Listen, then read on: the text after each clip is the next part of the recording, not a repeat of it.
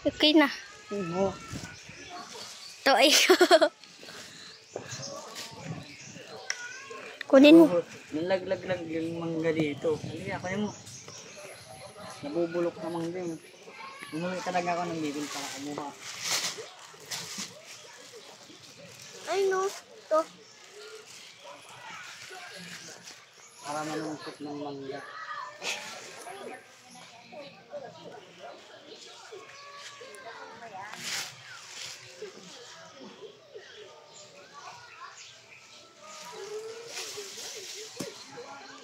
Kunin mo.